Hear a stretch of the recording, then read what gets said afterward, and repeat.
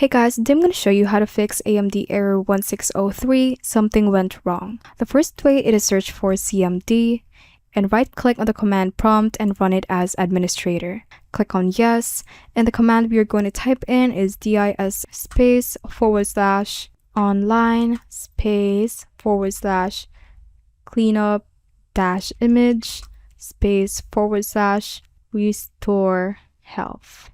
Once you have typed that in, just hit enter, and you have to wait for this to be finished. And while we wait for it, we can minimize it for now. While we wait for it to load, the next way would be to go to settings, so you can just search for it.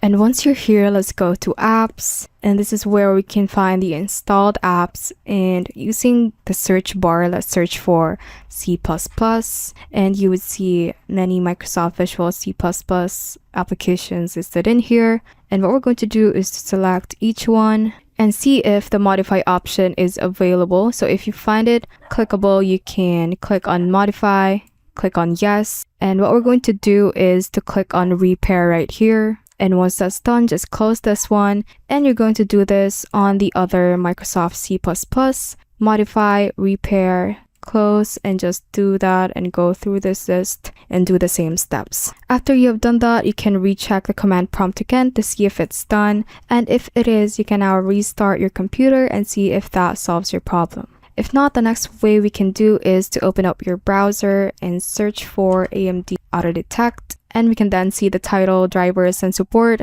from amd.com, so click on that. And from here, we can download the drivers depending on your operating system. Since I have Windows, I'm going to click on download Windows drivers. And once you have downloaded the file, just open it so we can run and install the latest drivers. Once it loads, just click on accept and express install at the bottom right.